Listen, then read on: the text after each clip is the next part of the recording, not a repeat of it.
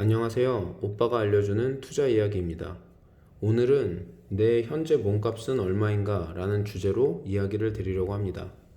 아픈 걸 치료하려면 먼저 정확한 진단이 필요하고, 영어 학원을 등록하려고 해도 지금 내 실력을 알아야 제가 기초반에 등록할지 중급반을 갈지 고급반을 갈지 알 수 있는 것처럼, 몸값을 올리기 위해서는 지금 나의 몸값이 얼마인지 먼저 아셔야 합니다. 제가 지금 당신의 몸값은 얼마인가요? 라고 물으면 대부분은 연봉 3천만 원이다. 작년 소득 기준으로 4,700만 원을 벌었다. 이렇게 현재 연봉이나 원천징수 영수증에 나온 숫자를 근거로 저한테 말씀을 해주실 거예요. 그런데 지금부터 저는 1년에 얼마를 벌었는지가 아니라 시간당 얼마를 버는지를 가지고 이야기를 하려고 합니다. 이 몸값을 올리는 데는 두 가지 방법이 있어요. 첫째, 일하는 시간을 늘리는 거죠. 예를 들면 하루에 8시간 일하는 대신 하루에 12시간씩 일하시는 거예요. 두 번째는 시간당 버는 금액, 즉 시급을 올리는 방법입니다. 예를 들어 1시간당 10,000원 받을 거를 1시간당 20,000원씩 받는 방식으로 몸값을 올리는 거예요. 저는 앞으로 일하는 시간을 늘리는 방법보다는 시간당 일하는 단가를 올리는 방법에 대해서 말씀을 많이 드릴 겁니다. 왜냐하면 일하는 시간 자체를 늘리는 건 한계가 있거든요. 하루가 24시간으로 정해져 있잖아요. 자, 예를 들어 한번 설명을 해볼게요. 김근면 씨라는 분이 계세요. 김근면. 이분은 시간당 1만 원을 버세요.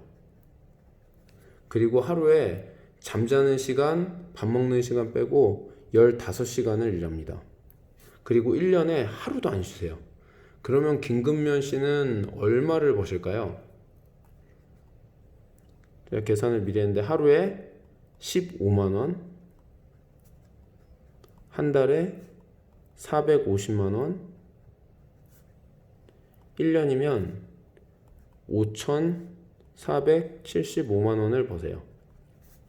적은 금액은 아니죠. 적은 금액은 아닌데 여기서 문제는 김근면 씨는 이미 하루 15시간 1년에 하루도 안 쉬고 일을 하시기 때문에 일하는 시간을 늘리는 방법으로는 더 많은 돈을 벌 수가 없다는 겁니다. 그리고 이게 해가 지날수록 사람이 나이가 들잖아요. 그러면은 김근면 씨 입장에서는 피로가 쌓이면서 지금 있는 돈보다 더 벌 수 있는 확률보다 지금보다 돈을 덜 벌 확률이 높다는 거죠. 반면에 시급을 늘리는 방법은 벌 수 있는 금액이 한계가 없습니다.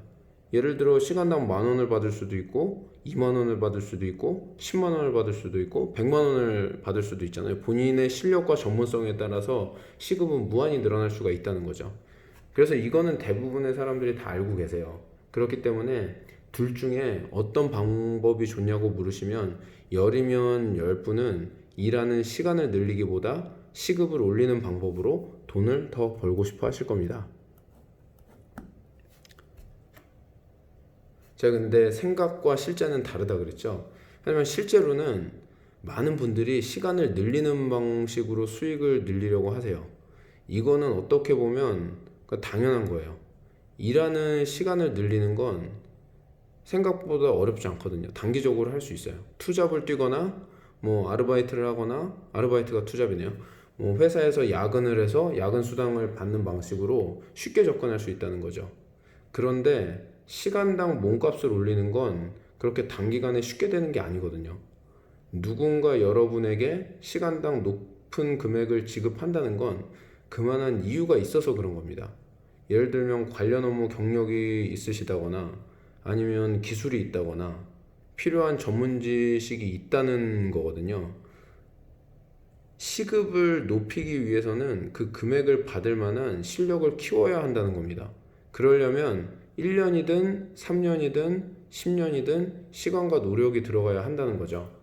단기적으로 일하는 시간을 늘리는 방식으로 조금 더 벌 수는 있겠지만 그보다 더 많이 벌고 싶다고 하시면 힘들고 시간이 들더라도 시간당 받는 금액을 높이는 게 맞습니다. 그러면 시간당 얼마를 버는지 아는 게 왜 중요할까요? 이 김대리와 박대리가 있어요. 제가 예를 들어서 한번 설명을 해볼게요.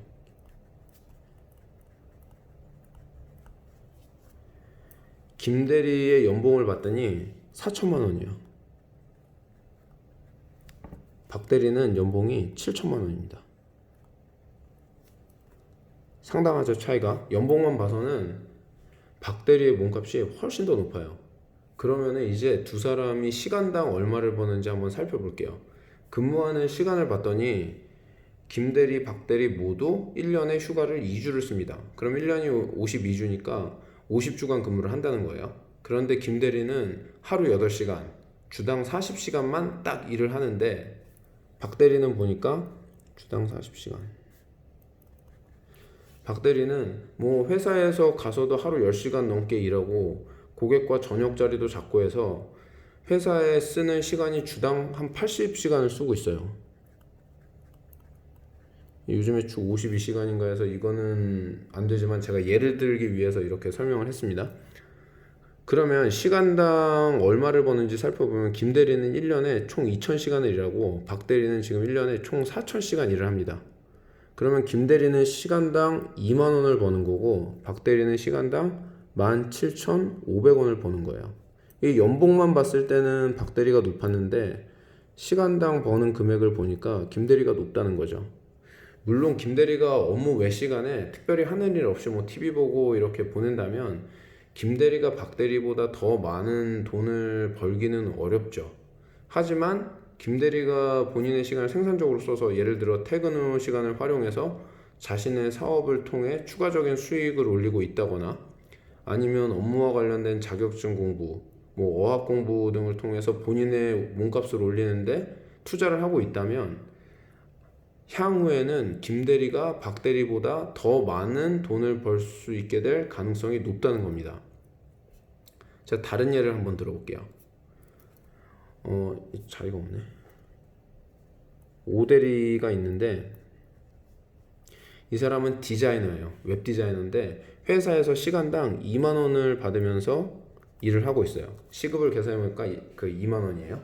그런데 프리랜서로 일을 해주면 시간당 4만 원을 벌 수 있다는 거죠. 오대리가 회사를 관둬도 프리랜서로서 충분한 일거리가 있다고 하면 오대리는 회사를 나와서 프리랜서로 전향을 할 경우에 시간당 더 많은 돈을 벌 수 있게 됩니다.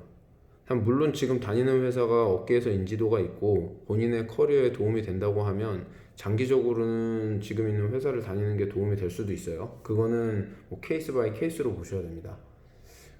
그래서 제가 오늘은 시간당 얼마를 버는지 아는 게 중요하다는 내용으로 말씀을 드렸는데요. 여러분은 지금 시간당 얼마를 벌고 계신가요? 한 번도 계산해 보지 않으셨다면 제가 앞에서 김대리와 박대리 예를 들어서 설명드린 방법으로 본인의 시간당 몸값을 한번 계산해 보세요. 저는 처음에 이거 계산할 때 생각보다 낮게 나와서 좀 놀랬던 기억이 있어요. 그럼 오늘 영상은 여기서 마치도록 하겠습니다. 끝까지 시청해 주셔서 감사드리고 행복한 하루 보내세요.